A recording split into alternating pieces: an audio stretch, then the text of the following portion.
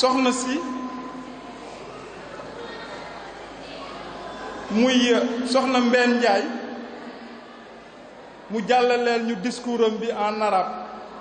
su paree dinañ jox Maguette Faye soxna Maguette Faye mooy présidente groupe scolaire bu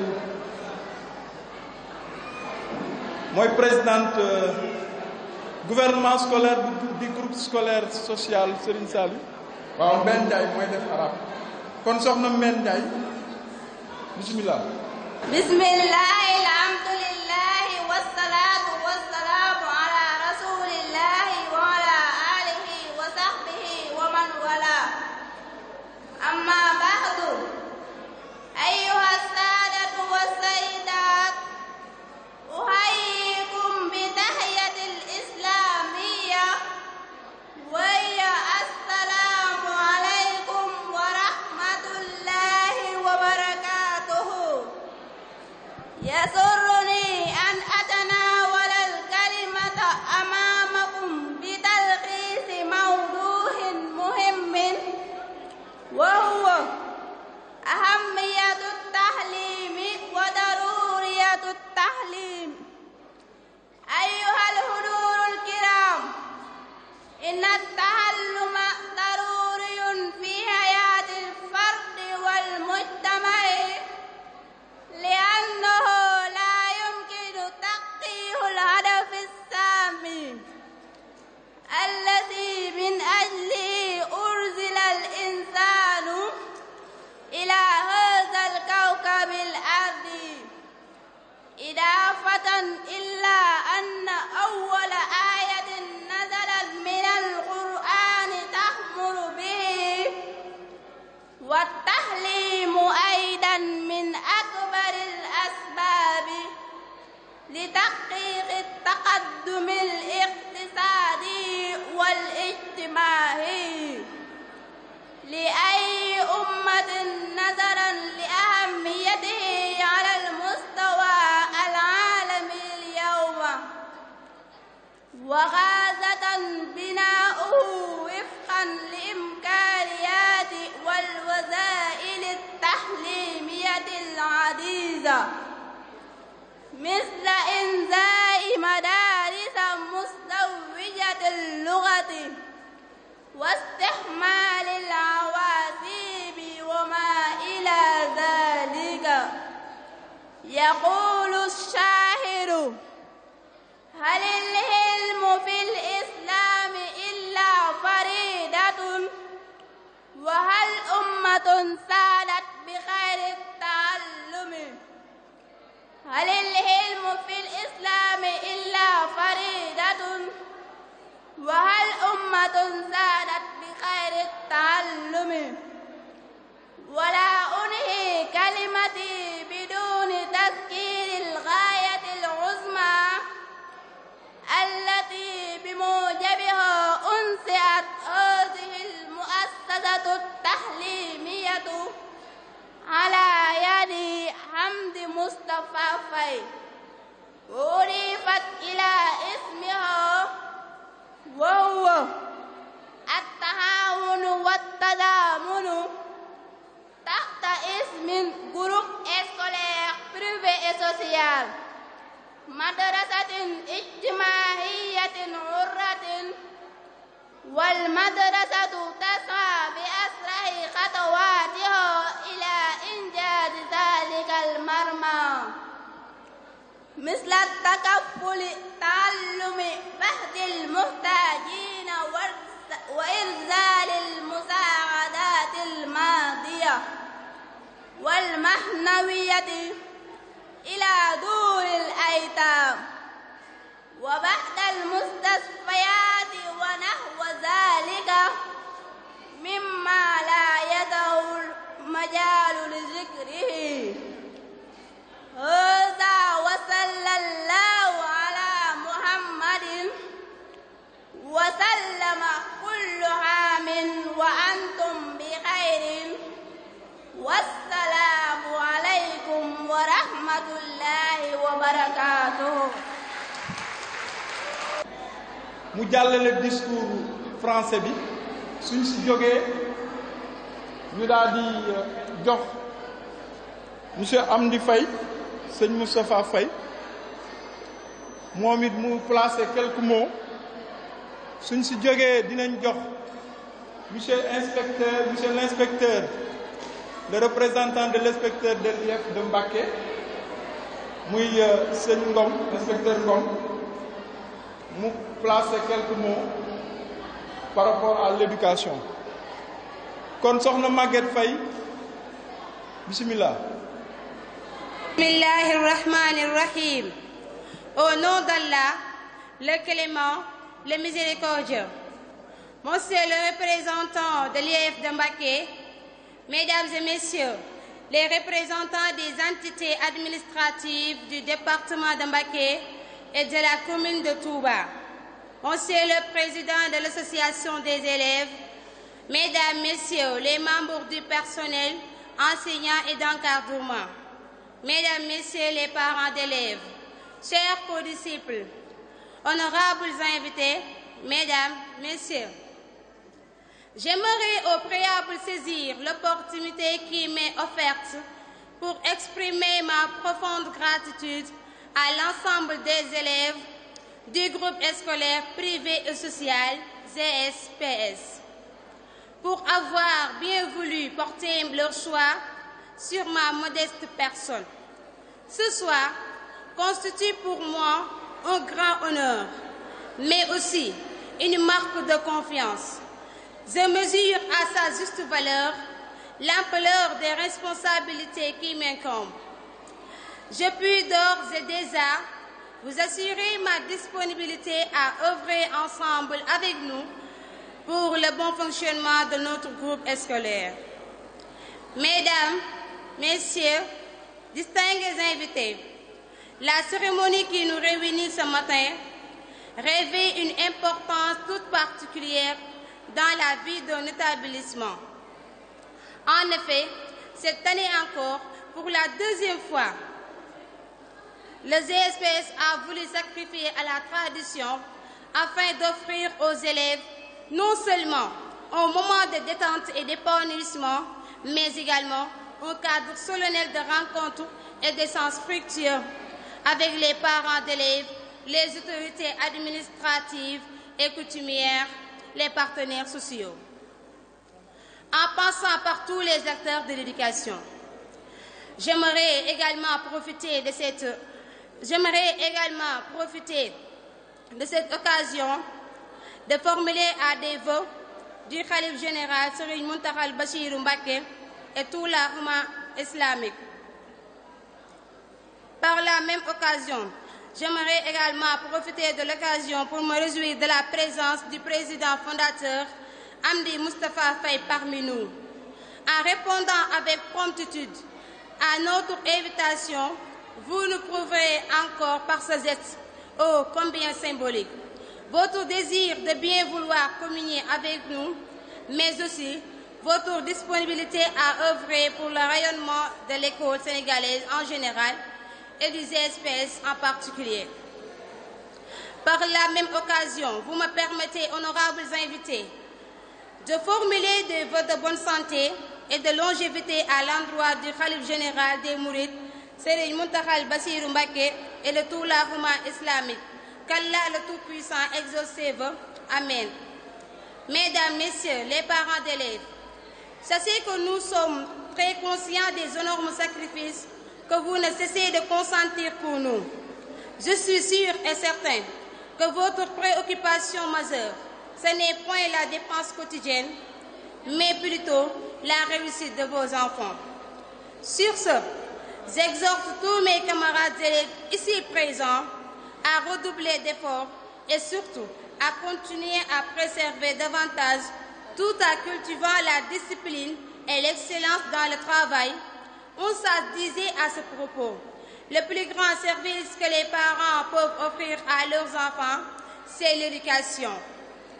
Le plus grand service que les enfants peuvent offrir à leurs parents, c'est la réussite. Mesdames, Mesdemoiselles et Messieurs, chers professeurs, ce serait pour nous un véritable crime de lèse-majesté que de passer sous silence, en ce moment si solennel,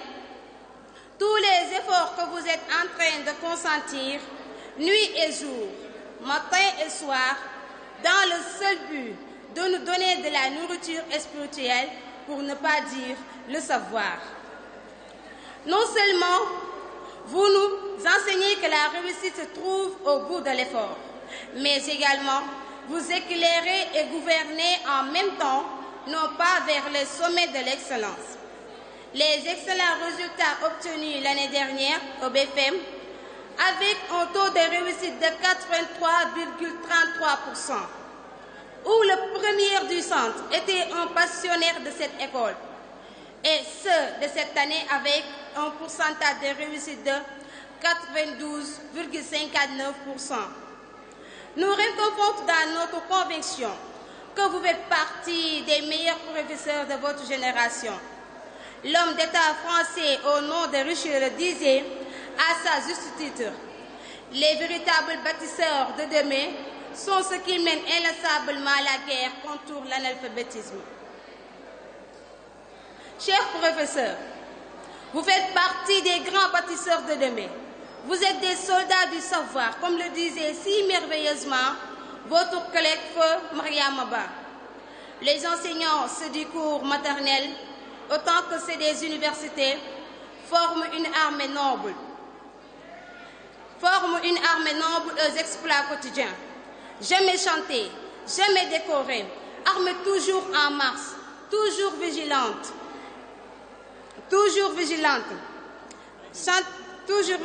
armée sans tambour, sans uniforme rutilant. Cette armée-là, déjouant pièges et embûches, plante partout le drapeau du savoir et de la vertu. Mes chers camarades élèves, très chers condisciples, j'aimerais que nous prenions comme viatique ces deux citations de deux grands intellectuels africains du XXe siècle. Le premier est un Sud-Africain de renommée Nelson Mandela, ou Madiba, comme on l'appelait affectueusement. Il nous dit de façon claire et nette: Education is a most powerful weapon which you can use to change the world.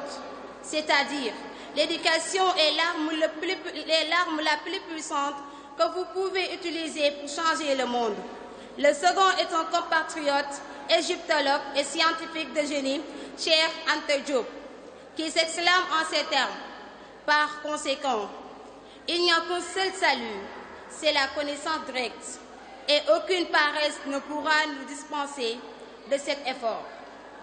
Il faudra absolument acquérir la connaissance directe. À formation égale, la vérité triomphe. Avant de terminer ce discours, mesdames, mesdemoiselles et messieurs, permettez-moi, en tant que représentant de tous les élèves du GSPS de Touba, de rendre un vibrant hommage ici et maintenant à nos généreux donateurs. Ils se sont illustrés de manière très généreuse en nous soutenant, tant matériellement que financièrement, pour la bonne réussite de nos activités. Par ma voix, nous leur exprimons notre profonde gratitude et ainsi que toute notre reconnaissance. Je vous remercie de votre aimable attention. Merci. Yàlla nga fekke déw jërëjëfe borom Touba jërëjëfe borom Touba ci kaw jërëjëfe borom Touba jërëjëfe borom Touba ci kaw waay ana gaay jërëjëfe borom Touba jërëjëfe borom Touba jërëjëfe borom Touba jërëjëf noonu la foog nga ñu Touba أعوذ بالله من الشيطان الرجيم بسم الله الرحمن الرحيم والصلاة والسلام على سيدنا محمد وعلى آله وصحبه ذوي الرضوان والتمكين ñi ngi nuyu mbokk yépp di tàmbalee nuyoo bi ci promoteur école bi muy Amdi Moustapha Faye di ko sant ci lim taxawal xam naa dinañ ci dellu siwaat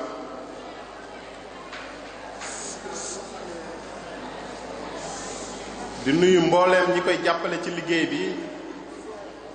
buñ ci tuddee monsieur Diané dina mën a yóbbaale ñi ci des ndax ñu ngi liggéey bu rafet.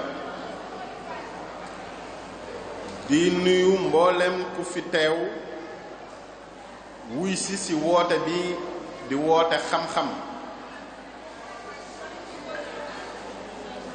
di nuyu jàngalekat yi fi teew di leen beral sant di leen ñaax ndax soxna Madeleine Faye wax na ko léegi ci français mu wax ni ñoom ay soldaar lañ soldaar yoo xamante ni soluñu ay tenue yu rafet yéeguñu ci ay char de combat yu mag kenn du leen tagg kenn du leen tëggal ay junjum waaye ñooy xeex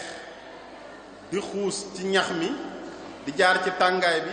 di jaar ci sedd bi ngir samp drapeau xam-xam ci xel yu ndaw yi nga xamante ni ëllëg ñooy niit suñu aveniru réew ñooñu ñu mat a sant lañ ñu mat a sargal lañ moo tax duñu leen tudd mukk jàll te béraluñ cant googu. di nuyu élèves yi groupe scolaire privé social di leen dollee ñaax ndax ay jàmbaar lañ muy élèves yu góor yi ak yu jigéen yi di leen fàttali rek ni yoon wiñ jël muy yoonu sàkku xam-xam mooy ndeke jekk yoon wuy yëkkati nit ndax dafa mel ni doomu aadama bi ñu ko sàkkee sun borom daf ko sàkk ba noppi mel ni ab tàmbali la waaye la koy eggale mooy jàng ak jàngale moo koy yëkkati ba mu àgg ci dayob nite ndax nite googu kenn du ko judduwaale lu ñuy def ci nit la kon ñu ngi leen ciy ñaax bu baax a baax a baax di insister tuuti rek ci njariñu jàng ak jàngale ñu xam ni ñun ñu ngi dëkk ci réew mu tuuti wu ñuy wax Sénégal ñu xam ko fépp ci àdduna bi te li tax loolu mooy qualité doom yi fi juddoo ay doomam li leen yëkkati ba tax ñu naan Sénégal c'est une petite grande puissance diplomatique mooy xam-xam bu ay doomam làmboo du kartanu jëm du pexe yu bari waaye jàng moo yóbbu turu Sénégal fu mu am ñu xam ni Afrique des ginnaaw gi mu des ginnaaw ba tey jii bu ñuy wax ndóol tudd Afrique bu ñuy wax feebar tudd Afrique bu ñuy wax des ginnaaw ci wàllu économie tudd Afrique nañ xam ni amul benn cause bu dul des ginnaaw ci wàllu xam-xam tey jii Afrique ñu ngi koy comparer ak màgget bu toog ferenkulaay ci or bu bari ba noppi tàllal loxoom di yalwaan ñu am ay minerais yu bari ci suñu réew ñeneen jóge ci seeni réew ñëw exploité ko ni ñu yéen téeméer bu nekk fukk ngeen ci am wala fukk ak juróom la des di 80% wala 85% ñoom ñu yóbbu ko seeni réew lan moo ko waral ñàkk a xam nu ñuy jëfandikoo suñu alal jooj ñu yàlla jox ñu jël sunuy maam lu mat téeméeri million lañ jële fii Afrique yóbbu leen Amérique ñu mettre ko en valeur jàng ngeen ci téeméeri millions yooyu ñu yóbbu def ay jaam Amérique 20 millions ñoo ci àgg 80 millions yi des yépp ñu ngi ci biir géej gi baleen yi dunde leen lan moo ko waraloon 15e siècle Europe def ay gëstu ci xam-xam ba defal ay armes defar ay bateau ñëw mën ñoo noot ci xam-xam lañ ñu noote jël suñuy maam def ay jaam yóbbu Amérique ba tey koo gis mu ñuul nekk Amérique fii la jóge woon te ñoom ñoo tabax Amérique ci kaw tabax Amérique googu ci lañ tabaxe Europe ndax lañ leen doon jaayee ci lañ jënde la defar Europe kon ñu xam ni des ginnaaw moo tax ci wàllu xam-xam moo tax ñu noot bu jëkk des ginnaaw ci wàllu xam-xam moo tax 18e siècle aussi ñu ñëw nootaat ñu ginnaaw révolution industrielle jàng ngeen ko ci programme 3e la bokk ñu ñëw nootaat ñu coloniser ñu ndax ñoom dem nañ révolution industrielle def ay usine ñëw fii bayloo ñu gerte par force dem yóbbu ko defar ci seen réew ak ay cacao ak yooyu ñëw jaayaat ñu ko ñu continuer di des ginnaaw ba tey jii yéen ñépp dégg ngeen li xew ci ay xeeti pétrole ak ay gaz yi feeñ ci réew mi te amaguñu kartanu jëfandikool ko suñu bopp moo tax yéen ji di xale te desee ni ndaw mën a jàng faaw ñu ñaax leen ci ni loolu ñu metti ci suñuy réew ñun mag ñi mënatuñ ci dara yéen ndaw ñi yéen a war a takk seen ndigg jàng te bañ a fo pour seen avenir wuute ak ñun li ñuy dund tey ci xel ak xalaat le petit américain ak le petit français ëppalewu leen dara li ci des mooy góorgóorlu ak accompagnement bi war foofu nag ñi ci am ay responsabilité bari na du xaj fii waaye leen lii seen wàll mooy ngeen takk seen digg ku dëkk Touba nag di taalibe sëñ Touba moom kenn waru ko ñaax ci xam-xam ndax ñaax ba jiitu na te sax ndigal la ndax ku lu gàtt-gàtt àlluwa bu dee yër nga ay téeréem di nga gis bayit yu bari yoo xam ne mu ngi ciy ñaax ndaw ñi ci ñu sàkku ji xam-xam te bañ a yittewoo sax lu dul xam-xam ginnaaw bu ñu yittewoo njub buñ ci dolli lu dul xam-xam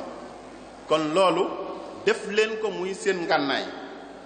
ci discours Madeleine Faye boole na ci cité Cheikh Anta Diop wax bu am solo mu ni li ëpp solo ci ngànnaay bu ndaw li mën a am mooy la connaissance direct boobu daf ci am solo ndax ñun liñ doon def te Cheikh Anta doon ko dénoncer mooy ay connaissance de seconde main maanaam gars yi gëstu ba noppi ngay gëstu ca lañ doon gëstu da ngay gis sunu étudiants yi nga ni ko looy def mu ni thèse ci lan mun la damay def thèse ci Victor Hugo damay def thèse ci André Gide damay def thèse ci te ñi muy tudd ñépp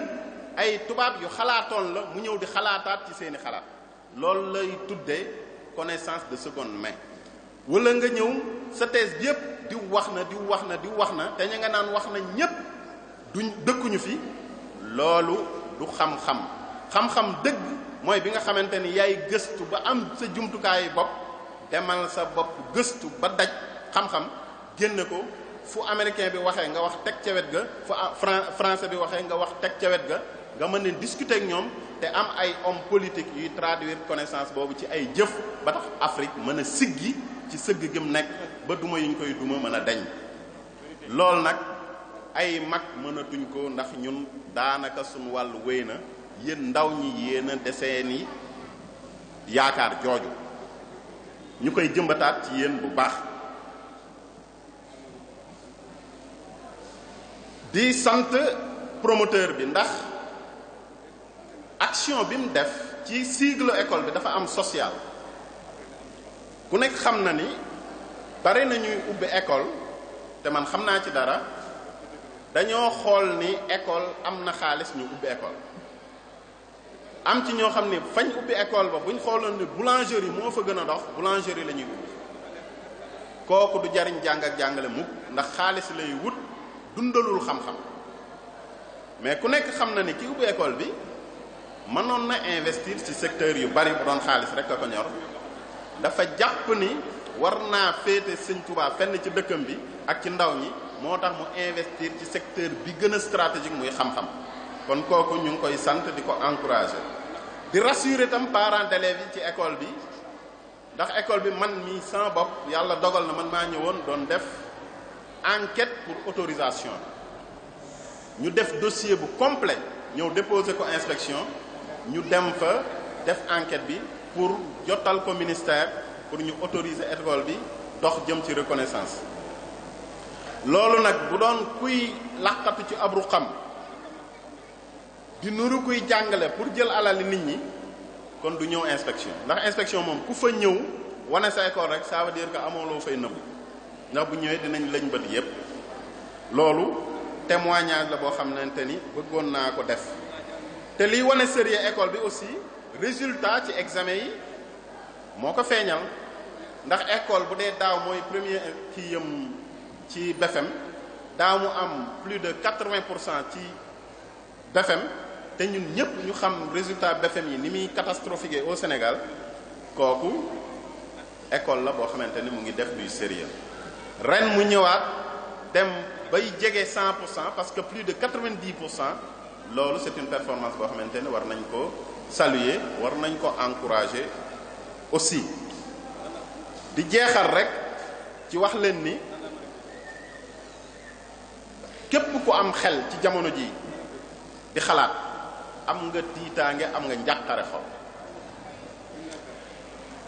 ci lan l'avenir du monde bi fan la dox jëm ku am xel di xalaat laa wax de am nga ci tiitaange ndax ay lobby yuñ xamul fu ñu jógee am kattan bu rëy boole kook alal man ma leen di tëkkaleeg masiixu dajjaal buñ dul moom it nuru nañ ko jóg nañ ngir détourner ndaw ñi yóbbu leen ci alkande ma jàpp ni nag ay discours du mooy baare seen projet ñaan baax na naam waaye ñaan gi faw ñu dimbali ko li ma jàpp ni mooy solution bi gën a mag mooy jëkkanteeg ñoom xeli ndaw ñi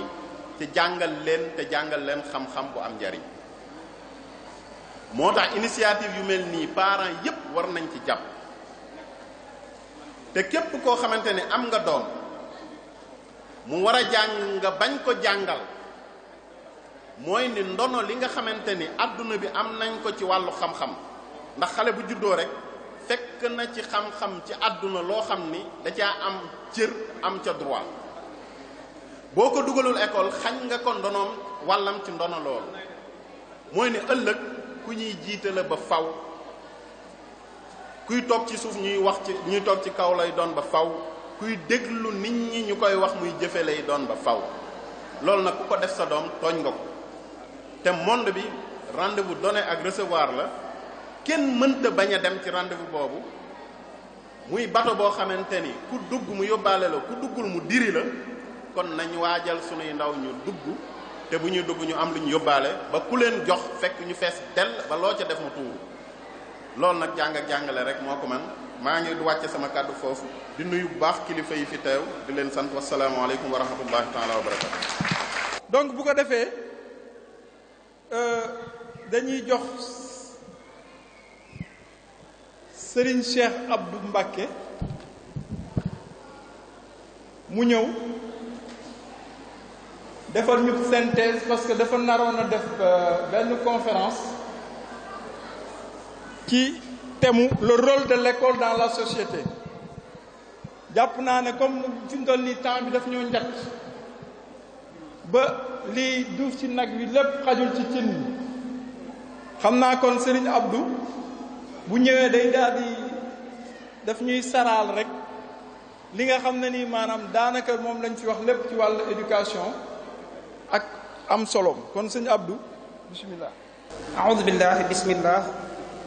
alhamdulillah wassalatu wassalamu ala rasulillah wa ala alihi wa sahbihi wa man wala waj'al kalami rashidan wa murshida wa fikrati nawwir wa qalbi arshida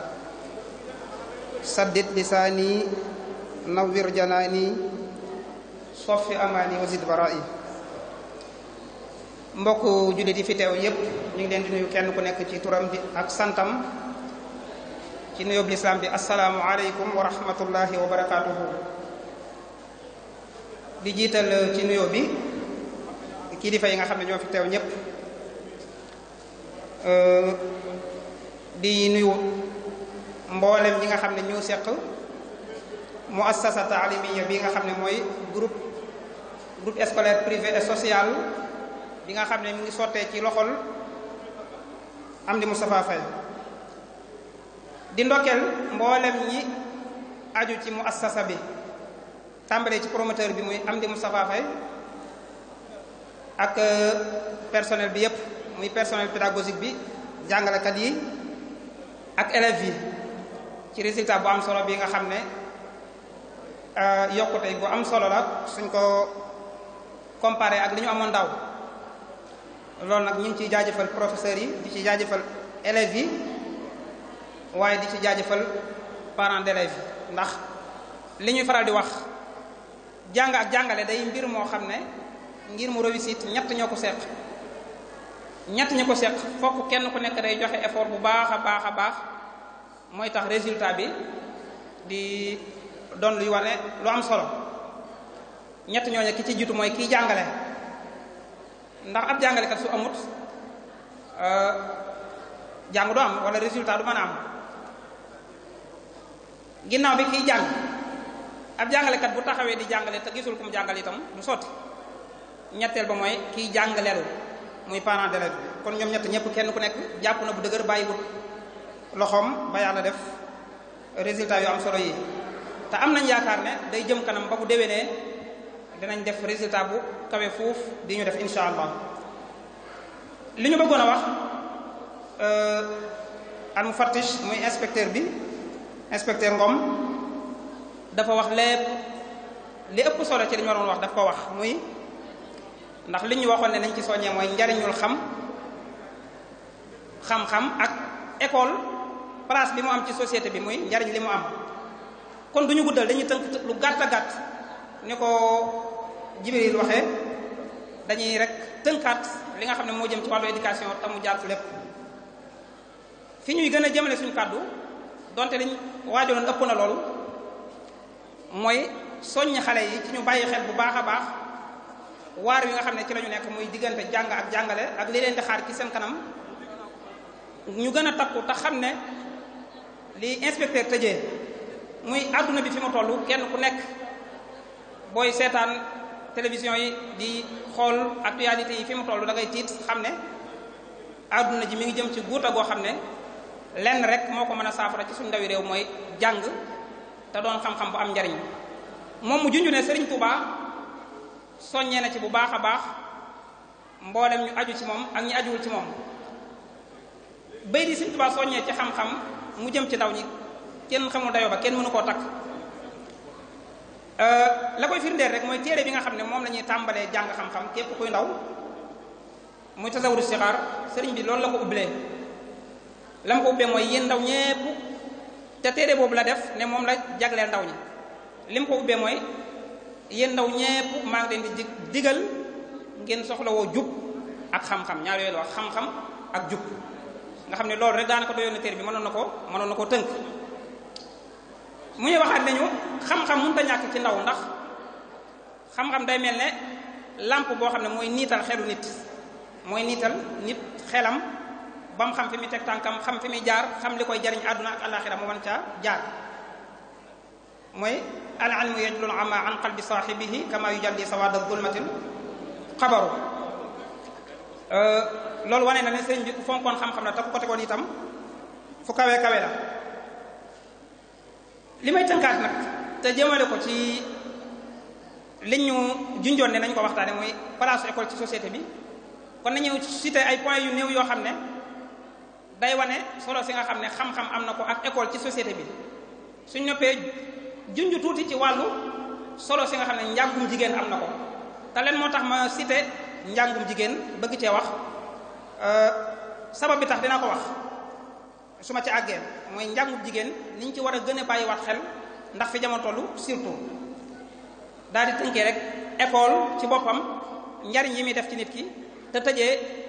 danger wala wóoradi gi nga xam ne ñàkk samp ay école ci suñu dëkk surtout jural nañu ko wala mën nañu ko jural surtout ci kanam ñu gën koo bàyyi xel xam-xam bokk na ci njariñ yi nga xam ne mën nañu ko ci tënk ci individu bi muy nit ki nga xam ne mooy jàng xam-xam ci boppam li mu ko mën a jural xam nañ ne xam-xam mooy ubbi maalumaat nit ki muy renseignement yi nga xam ne moom la aajoo xam ngir dund ba mën a sottal li tax yàlla bind nit wàcce ko ci kaw suuf foog ci xam-xam la ko nit mën a amee ndax yàlla ba mu ñu bindee wala njëkk mu ñuy bind la waxoon malaaka yi ne leen damay bind koo xam ne moom lay wàcce ci kaw suuf ngir mu wutuma fa ngir defar suuf si ba ma am li ma ci bëgg malaaka yi xam nañ ne yàlla moo ko nettali ci alxuraan dañoo taxaw ne ko yow sunu borom li nga bëgg a def kat erreur la ndax ñun malaaka yi ñi ngi lay jaamu te duñ la tooñ waaye nit ki nga bëgg a sàkk boo ko yokkee ci kaw suuf du fa def lu jub waaye yàq suuf sa lay nekkee suñu borom ne leen xam naa lu ngeen xamul ba mu sàkkee aadama ngir firndeel loola la yàlla njëkk a def mooy jox ko xam-xam bu malaaka yi xamul woo malaaka yi ni leen wax leen ma li mu doon muy jumtukaay yi ñu war a jëfandikoo ci kaw suuf ndax suuf si tabian la bu ñu wàccee fokk ñu xeex ak suuf si ngir mën a dund fokk ñu jàmmaloog nature bi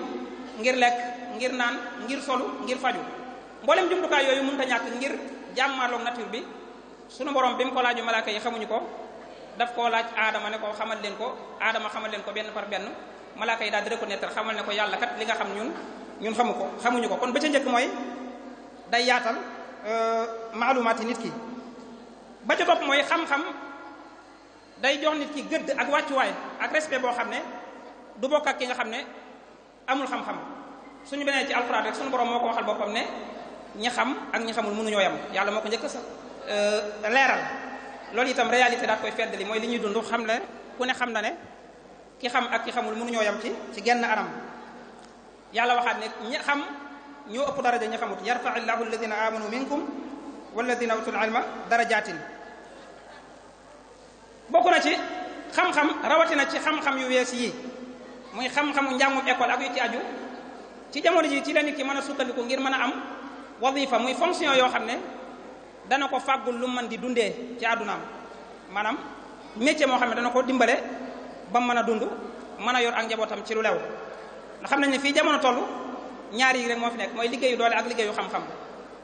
liggéeyu doole mooy liggéey bi nga xam ne ngir jaahil yi la ku amul doole mënoo ko bu dee liggéeyu xam-xam nag mooy li nga xam ne ku xas jàng xam-xam état bi amel na la ko muy fonction bu mu lay jox ku am diplôme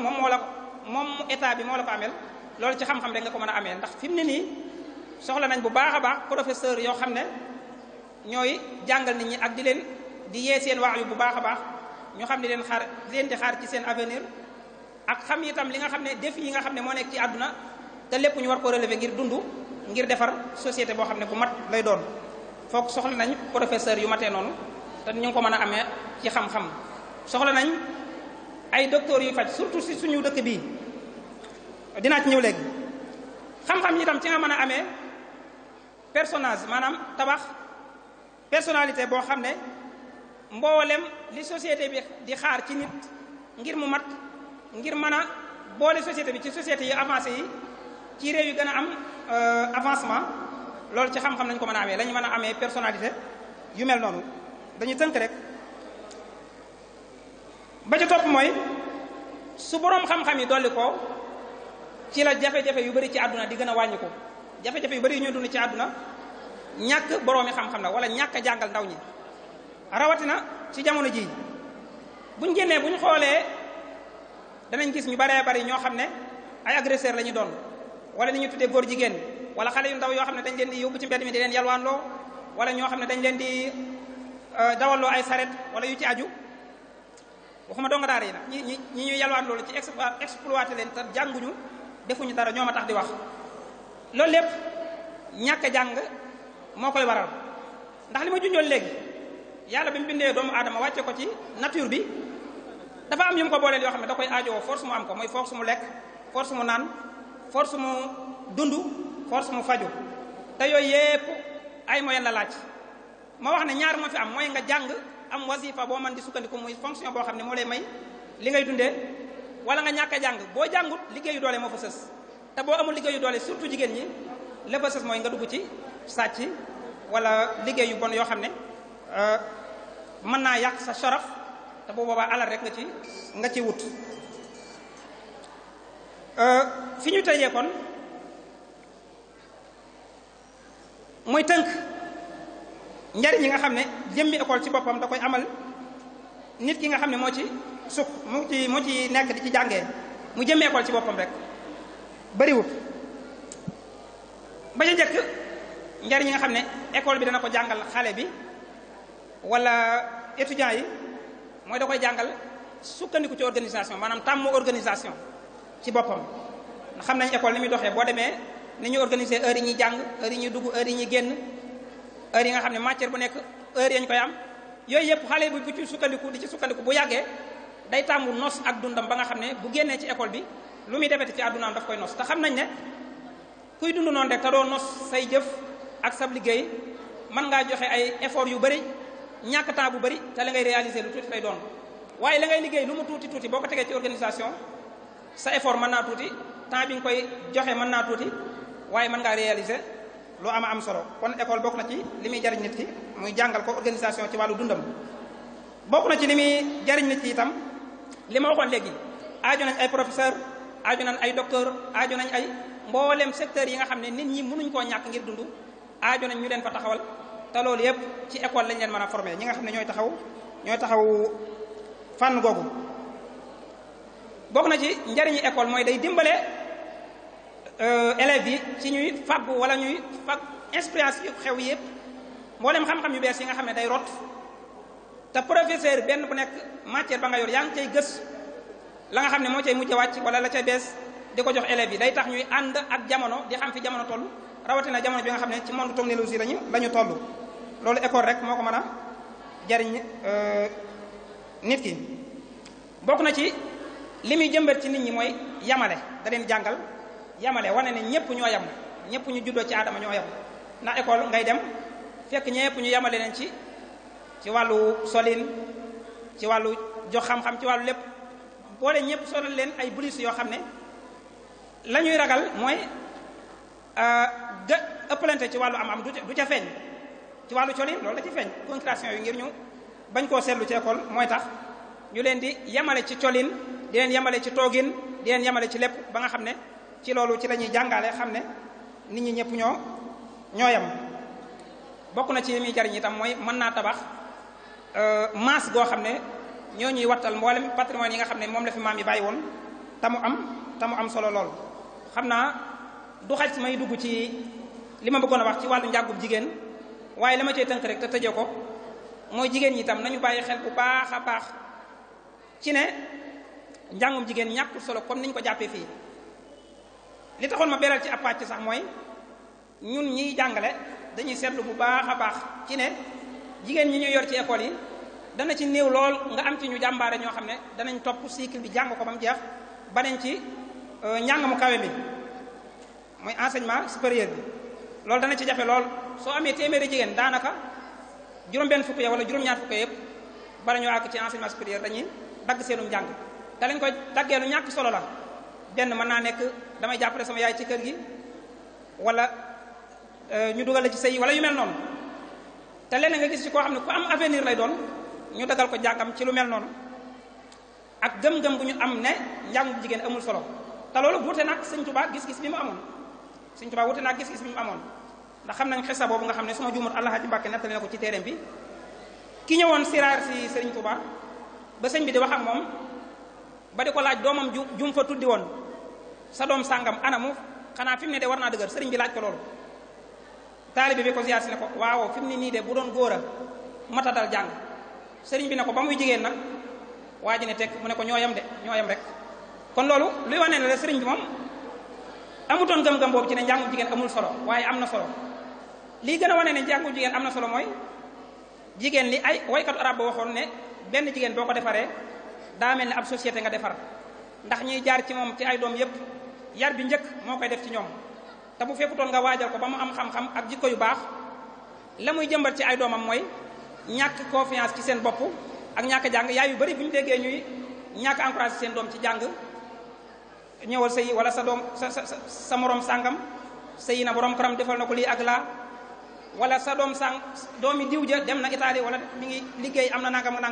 ñàkk encouragé sa doom ci jàng loolu yëpp yaay yu koy def mooy njaay yi nga xam ne jànguñu xamuñu importance xam-xam mais yaay ju ñu waajal ba mu xam importance xam-xam toujours day dimbale école bi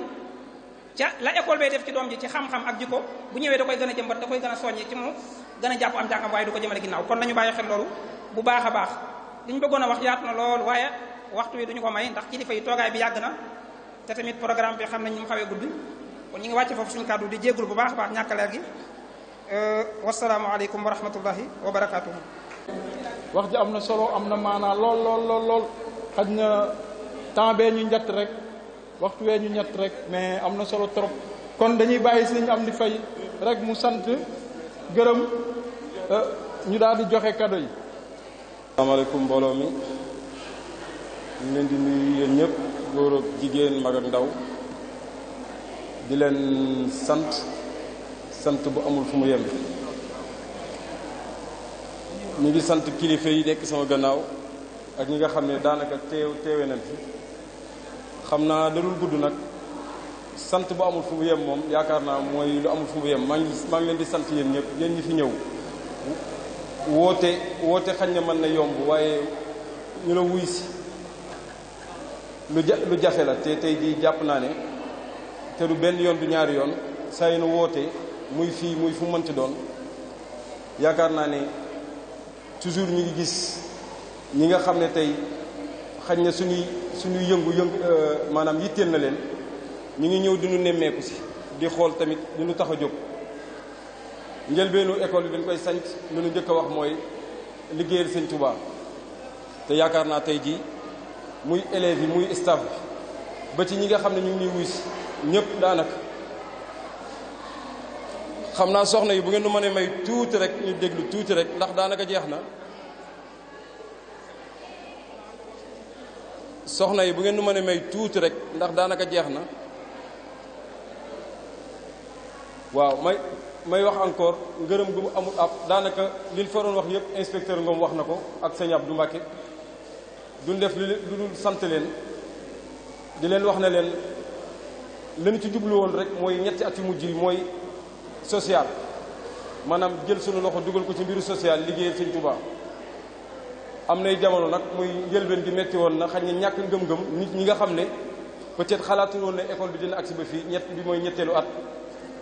te yaakaar naa ne peut-être am na ñu mu bett ñu wax ne ngëm-ngëm dong moom lañ defare école bi jubluwun ci utum loolu ñuy wax dërëm lu dul def suñu participation ci Touba muy dimbali xale yi nga xam ne tey jii daf may leer na leen tey soxla nañ dimbal ñun ñëpp ñu àndandoo muy liggéeyal Sëñ Touba mooy tey lii ñu def ni muy ci école bi ba tax na ñu ngi ci suñu ñetteelu at may gërëm tamit ñii ñuy wax professeurs yi ndax gis nañ ne résultat yàlla dem dimbali ñu ci baax a baax ba man nii may premier ki njëkk lu ñuy wax ki njëkk am surprise ci résultat xale yi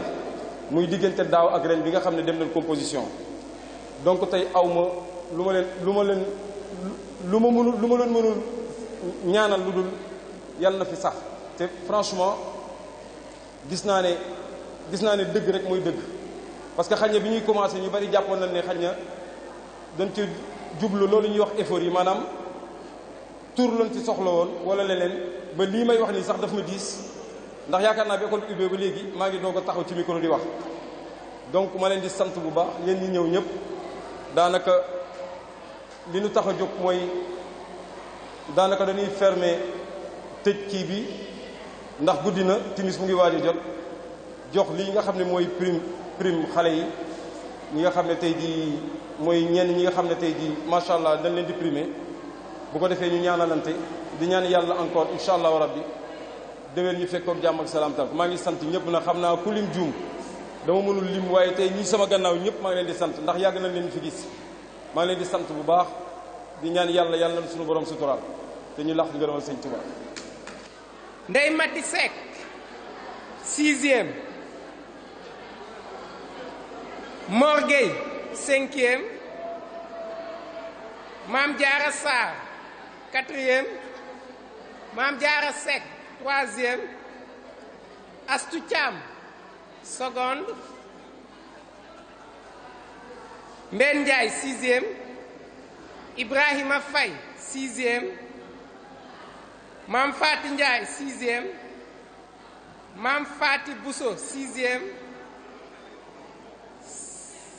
Awa Diakhaté 5e, Fallou Diop 5e, Mame Diarra Loum 4e, Fatou Fall 4e, Ndeye Sey 4e, Mame Diarra Thiam 3e, Mame Modou Ndiaye 3e, Serigne Saliou Faye 3e, Sokhna Fatima Bintou Ngab 3e, Maguette Faye seconde L, Dieye Diop seconde L, Ndeye Loum seconde S et Fallou Lay seconde S. Diane. Donc il y a deux types de diplômes nee nañ ñaari façon diplôme ñoo am yii ñuy joxe nii nee na mooy diplôme d'encouragement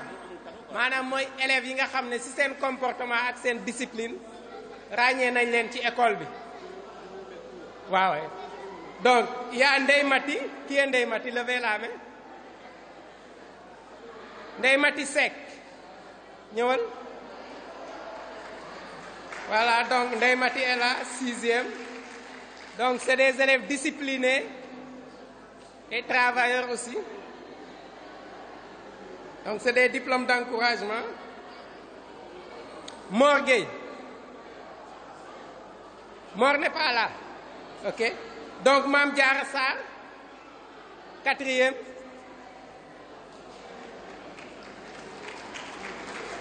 Voilà. Voilà, donc c'est une responsable très active, donc qui prend toujours les devants en effaçant le tableau et en mettant les choses en règle. Mame Diarra Seck, 3e. Voilà, élève discipliné, assidu, donc les récompenser pour sa discipline. Astou Thiam, seconde. Astou Thiam est là.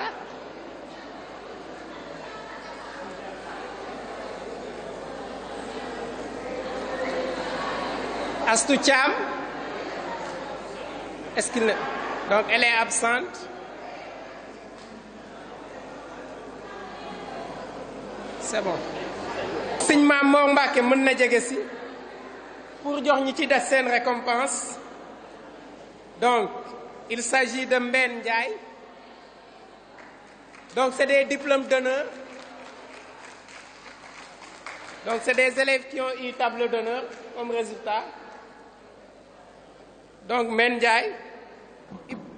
Ibrahima Faye se prépare. 6e, Ibrahima Faye.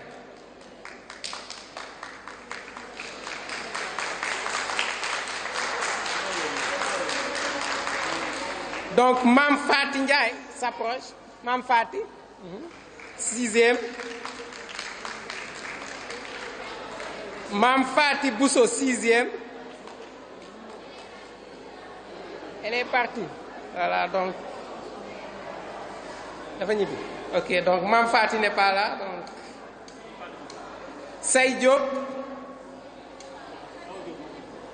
Elle n'est pas là. Donc s'il y a quelqu'un qui peut prendre pour elle aussi, c'est bien. Fallou Diop.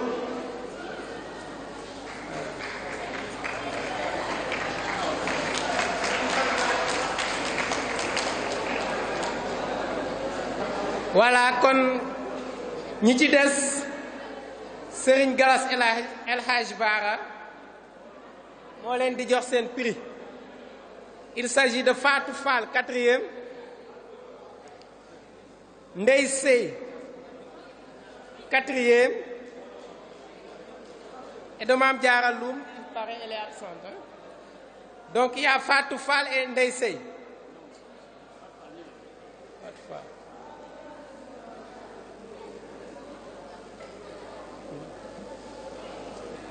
Voilà, donc c'est elle qui a la plus forte moyenne au 2e semestre à l'école. Maanaam moyenne bi fa gën a mag. Donc moom moo ko am. Donc elle a une moyenne de 18,14. Donc 18,14. Donc c'est l'excellence. Donc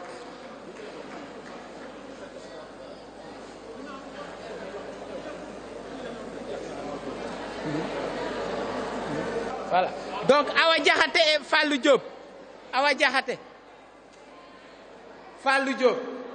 Inspecteur Ngom, est-ce que mu ngi fi? Ah dem na waaw. Monsieur Ndiaye. Donc monsieur Ndiaye mën na ñëw jox ñi des.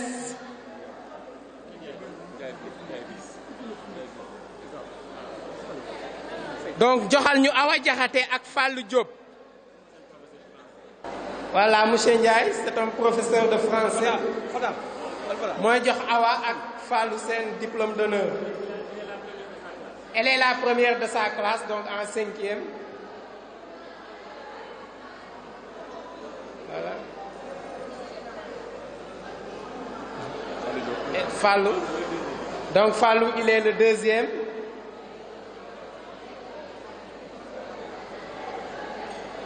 Voilà, merci monsieur Ndiaye. Donc on passe en 3e. Donc 3e. Khalil Seck.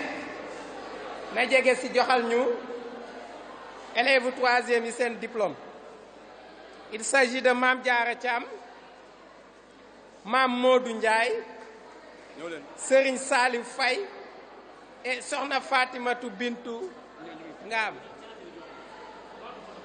Donc ñaar ñoo fi nekk. OK. Donc mooy mu ngi noonu. mooy première de sa classe en 3e. Donc des applaudissements. Merci Mame Diarra.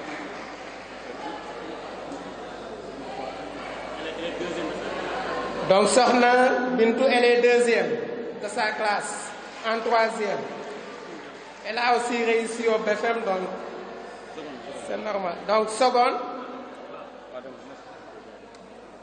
Donc il y a Maguette Faye, Dieye Diop, Ndeye Loum et Fallou Leye. Donc Serigne Modou Thiam, président des parents d'élèves, moo leen di jox seen diplôme. Donc Maguette Faye et Dieye Diop en seconde. Voilà, c'est la première et la 2e de la seconde L. Ensuite, seconde S, il y a Fallou Leye et Ndeye Loum. Donc Fallou, il est premier de sa classe, premier.